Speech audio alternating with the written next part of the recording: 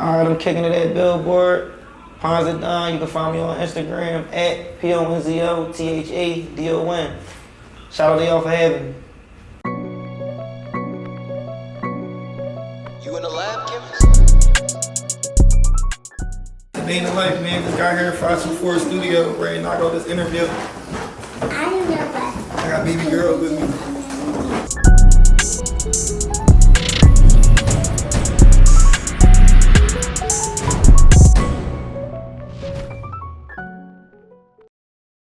What's going on? We down here kicking it with Philly Billboard. We got Ponz The Don, I'm saying.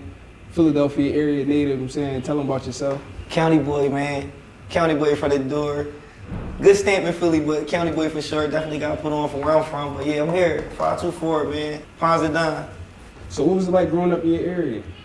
Growing up in my area, it was decent. I came from like a fairly decent neighborhood. It wasn't really, I could go to sleep with my door unlocked. I ain't had to worry about nobody running in my crib and all that. It was a real super sporty town. Like everybody played sports, like that was the norm. It was like, play sports, get a job, you feel me? For the people that was in the mix, you really wouldn't even know because that wasn't something that was just super out there. Like, you ain't see homeless motherfuckers laying down, you ain't see, it just was a different environment coming from the county. Right. So yeah, like, I want to say I grew up pretty decent.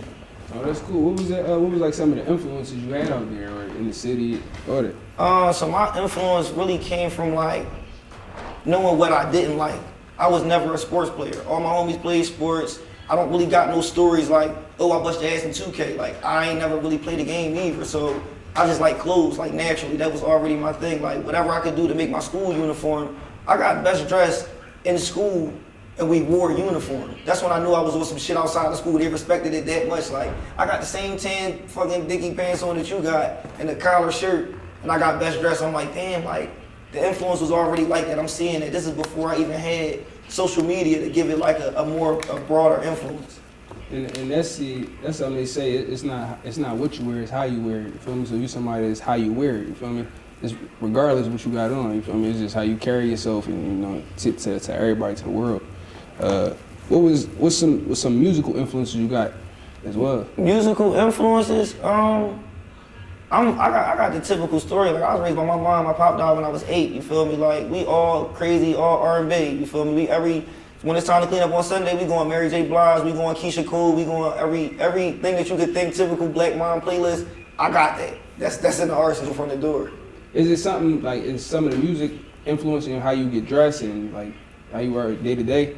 I always wanted them patent leather Pradas with that red stripe. I always wanted the low, you feel me? I always wanted the shells. Like, when you was growing up, you was fly from being up to date with what was in. So naturally, when that's in the music and you hear people rapping about that, that's already what you attracted to before you got your own style. It's like you getting the pass just from having that on. Even if you got on the most other bullshit with it, you got on one of them pieces, you in the door. Classical Jones, you go Uggs with the fur, you go polo rugby, you a fly nigga. Right. You feel me? You don't really have to do too much. These days, it's a lot. You gotta do a lot more to be considered fly. Like, even if you're wearing what's trendy, somebody like, he ain't put it together. You ain't really had to put it together then. So say when you get up in the morning, what makes you pick out an outfit? Like, what is it about it? I get my inspiration from like just looking at shit and how I just naturally mesh. Like, I see it's close to the side of me right now. I might not even necessarily like the item, but I just like how the colors go. So I look at my own closet and be like, I like how this shit transition. All right, cool, this shit go from blue to tan at the bottom. I might dress that way, and it's like because I like how that look and whatever that I got, shop a lot. So it's like I got a lot of options to pull from to build off of. My inspiration really not people for real. Cause it's not really too many people, like even coming from Philadelphia, we not really like a fashion-based city. So it's only but so much I'm gonna get from a person. I really like how shit just naturally just mesh. That shit could be a item, that shit could be a piece of art, that shit could be a building, anything. Like, I just look how colors just work naturally in the world from what's around me, outside of people actually putting the shit on. All right, so but the average person, they just gonna pick that shit up, put it on. You feel me? Like, do that make it? Is that like pressure for you? Like, I gotta always have some shit on, or is it like? I don't think so, cause as I start getting older, I start getting more knowledgeable on like what I liked and kind of breaking the cycle of what other people was wearing. So like, all right, prime example, I got my first tattoo 5th grade summer. Boom, going into 6th grade, I went to school in Delaware County. I was probably the only person in the school with a tattoo, including teachers. So as I realized that's something that I wanted, and my mom wanted to, like, I'm not about to just keep giving you money to get tattoos. I already allowed you to get one. Wintertime come around, I started shoveling snow for tattoo money.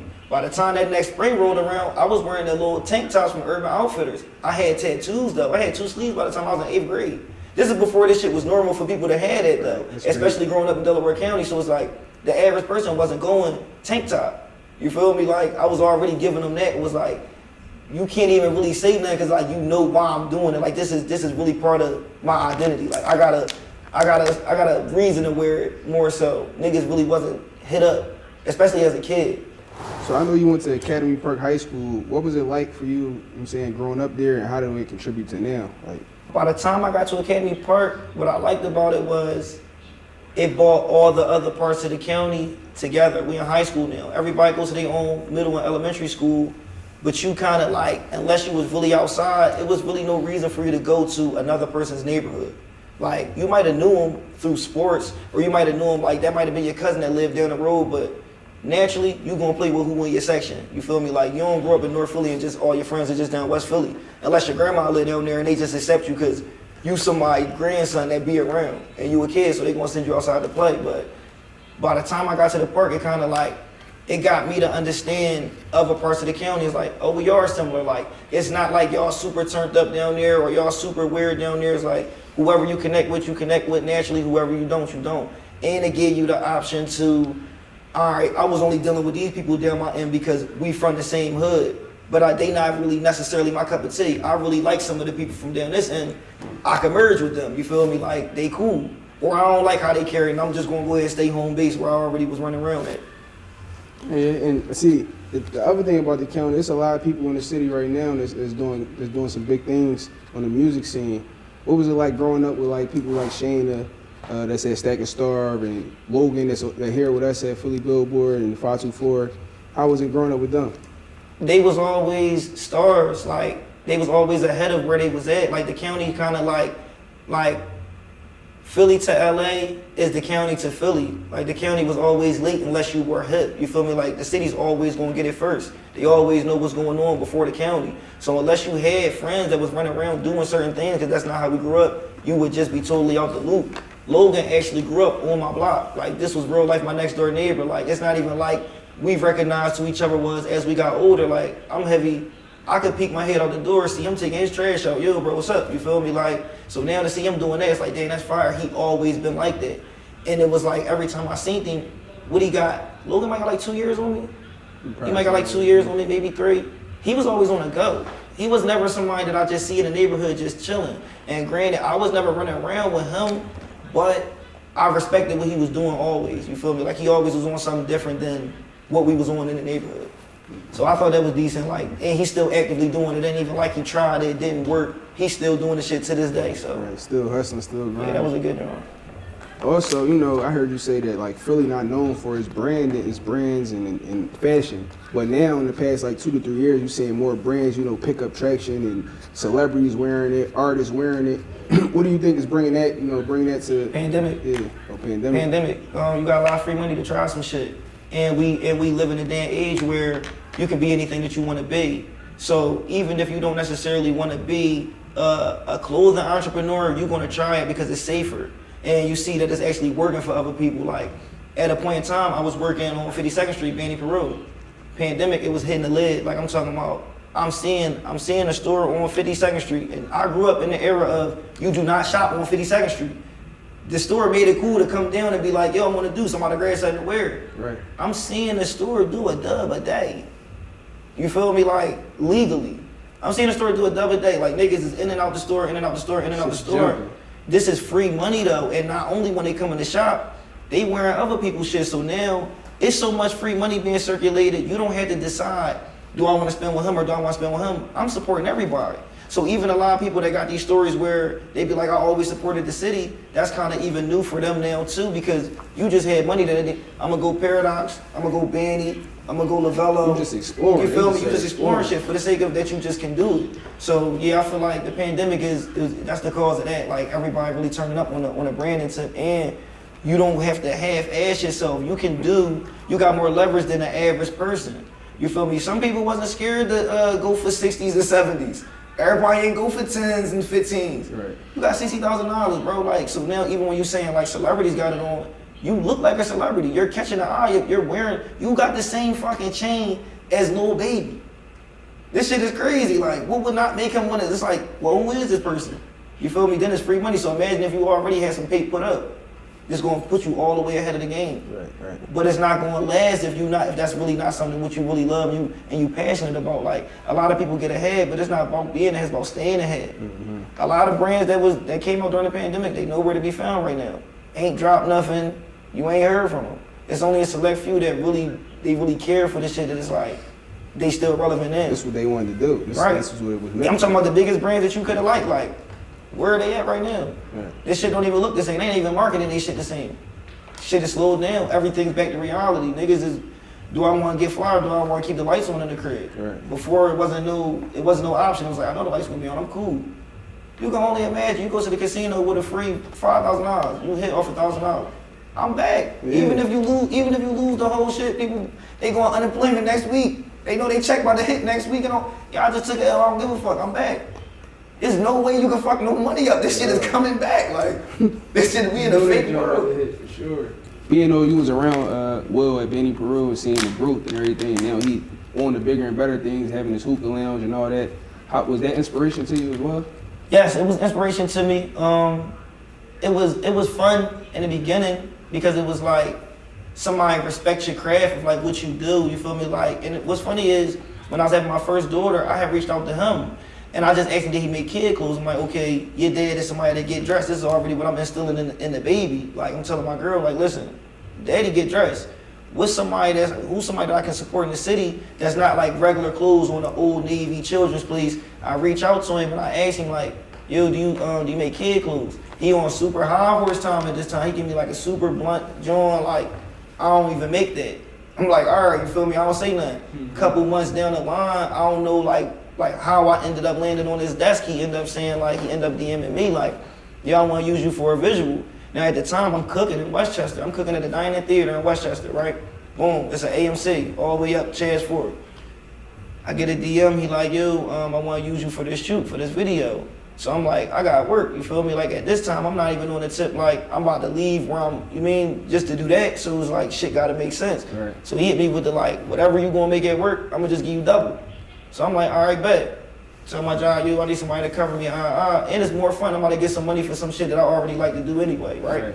So, boom, he get with me, I meet him in the city, boom, we go down South Street, he gotta get some clothes out the cleaners and he got altered or whatever.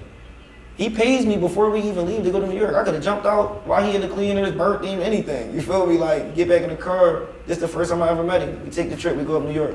We do this video. This is probably one of the craziest videos like that he ever did from the brand. And I'm only saying that because of like what he said to me was like, this shit got more traffic than anything that I've ever done. You feel me? And I've worked with celebrities. He's name dropping celebrities that he worked with. So it's like, that was like a good joint. Like, damn, that's letting you know like, no, I'm really somebody, you feel me, like that's worth actually investing in and using. Right. Even though I know it, it's like now I'm seeing it. Now it's like, all right, cool.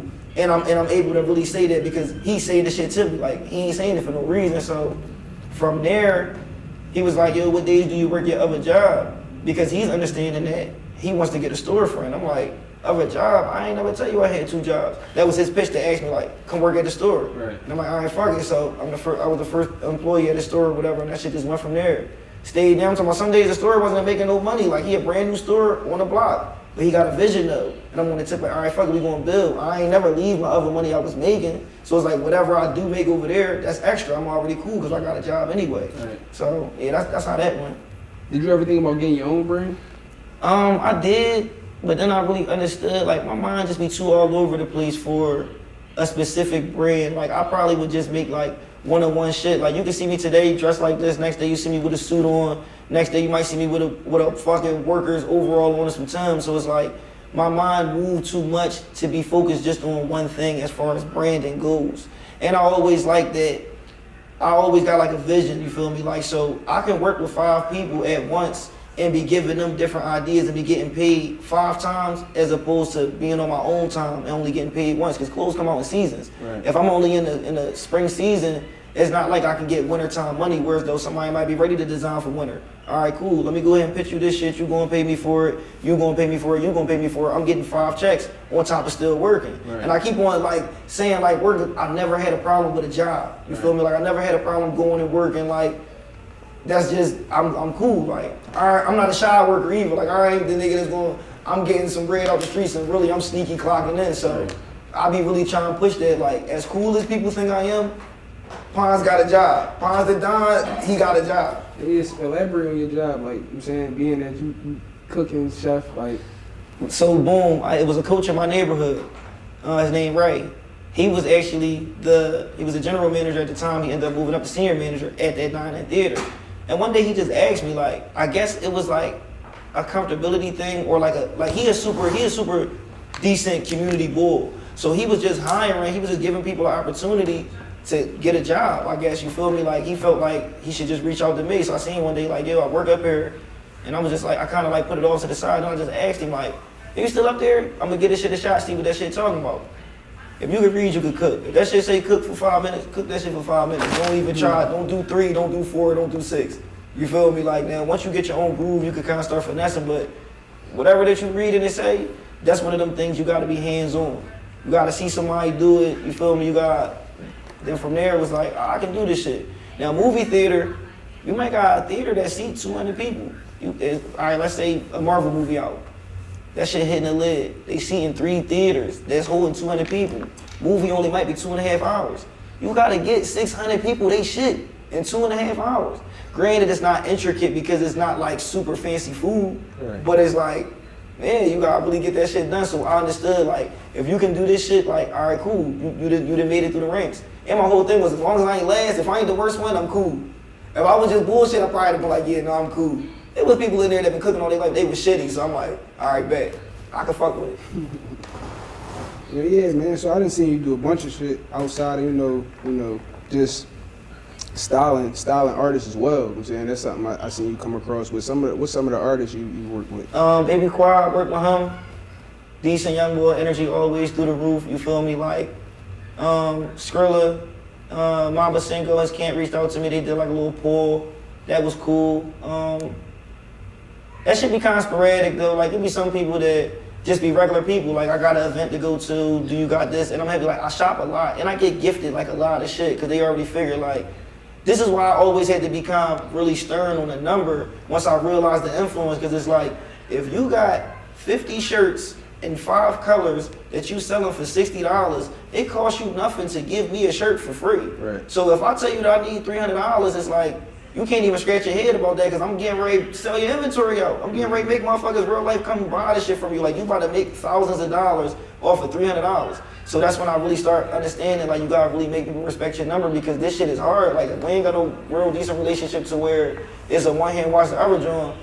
Publicity, I don't need that, you feel me? Like, and I have an organic following. Like, I got 11,000 followers right now from being me. I don't got no major cosign, I don't have a brand, I don't have a business. I'm literally the brand. So even when people look and they see the growth, it's like, this is really real. I would rather have an organic 11,000 than 100,000 followers that I don't even know them.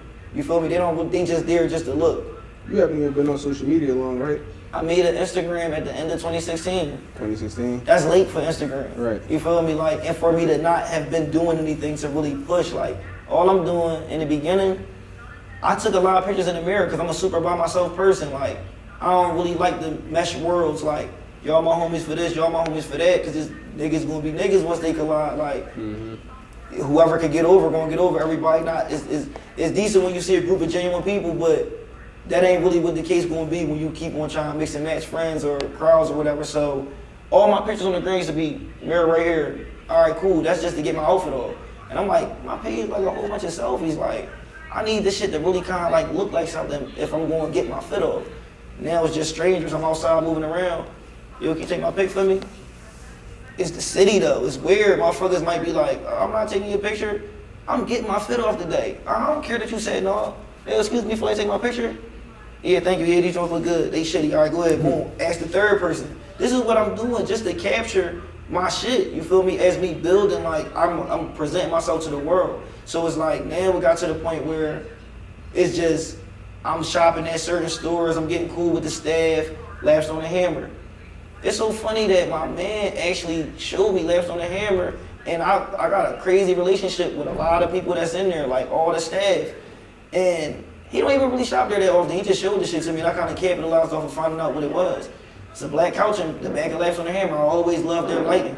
Yo, can you take this pic? That was my spot. From there, that was my spot. Anybody that take a picture at Laughstone, they take a picture at Laughstone because of me. Staff, manager, I don't care who it is. I made that Molly's big red comfy couch. I made that shit that. You feel me? So, yeah, like when the picture don't just get myself out there on the Instagram tip, like that's how that came about. Is there any brands that you like to work with in Philly right now? No. I work with everybody. You feel me? I work with everybody. Like whoever I didn't work with, it was never for like a reason. Like I don't really get into the politics of like this brand owner don't like this brand owner, so I won't support it. Like if I didn't support you, I really probably just don't like the shit. It's just probably just not for me.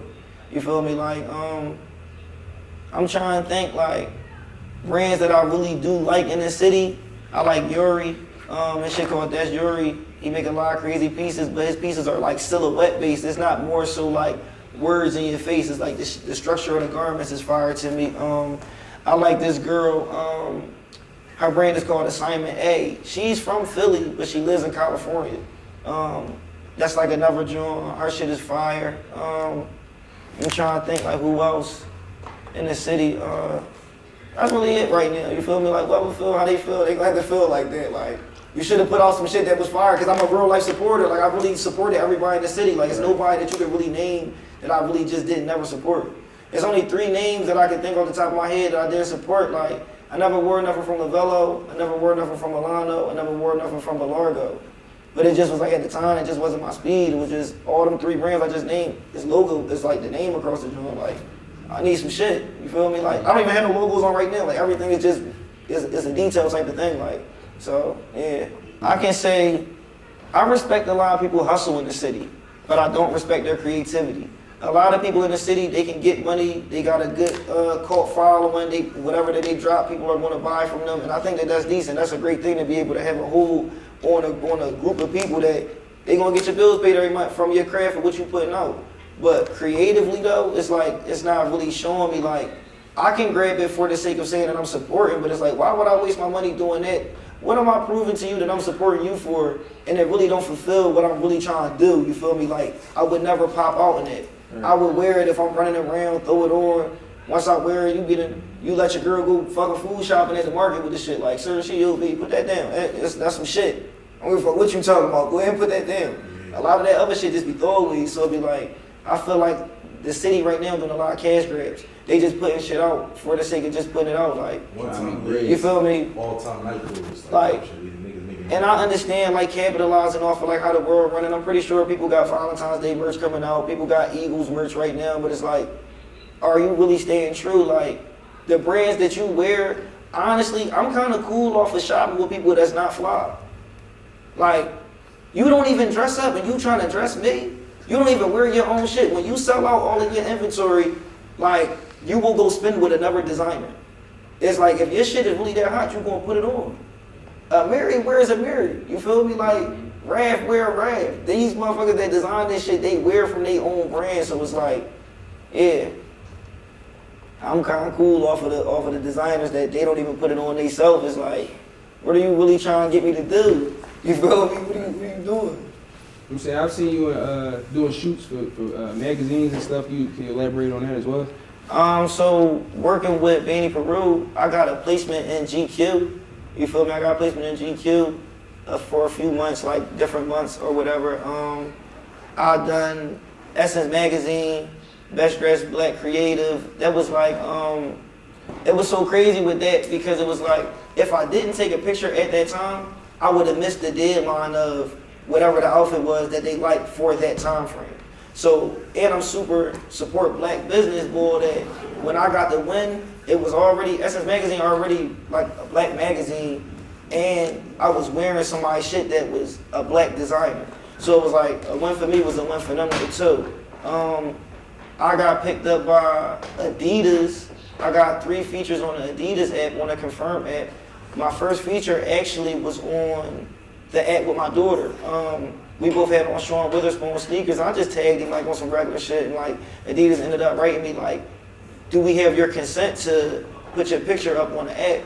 And it was like, the first thing that I was thinking was like, where the check at? But it was like, I was also thinking like, this is an app, this is Adidas. They're already going to give you your name written in the section on there. So whoever's on that app, that's however that it come organically is going to be like, they're going to tap in. And the shit really was a thing. Like people really followed up off of there. 2 more times that shit ended up happening, like where they reached out. So I thought that was fire. Speaking of the Adidas shit, Sean Witherspoon actually just gifted me a pair of sneakers. Like he sent me a pair of sneakers just on the eye. So that kind of have you like, and he's an inspiration. Like he's somebody that's like, damn, like you getting paid off of your craft. You feel me? In clothes, and that's something that I like. So he's in the Adidas office. He was already in the Nike office. How do you get to that point? You just kind of study people, take what you take, what could work. Like, never take everything with somebody doing, because everybody got their different shit that work for them. But it's like, all right, cool. I could take that. I could mix it in with what I'm doing. So, yeah, that was a good joint too. All right, so up and coming, what can the people expect from you? Up and coming, the people can expect from me. I got 2 kids now. You feel me? I got 2 daughters. Both my daughters got the same birthday. I thought that was like super fire. Like, I got 4-month-old and I got a 4-year-old. That's crazy. So they was born 15 minutes apart. I real life almost had the same baby twice. So now I'll probably end up just doing some kid shit for them. You feel me? Like, but with more adult ideas, not grown, but more adult ideas. Like this jacket for kids type shit. You feel me? So like that's something that I'm looking forward to. Like really putting something together for them to make it make sense. And I guess like everything what people kind of always try to put on me is what I would just put on to them. Like, this is your brand, more so than me having a brand for my own self. That was really like my motivation into wanting to even tap into the whole clothing aspect, which I feel like that's what I'm gonna try to attack this year. So I'm walking up to the car, that was the same car he got out of. So just conceptual, I put myself in his shoes like, damn, like I'm coming out the building and I see 4 niggas at my car. At 2 in the morning. Right. You know what I'm saying? And then on top of that, yeah, like he is who he is, they going through what they going through. So it's like you gotta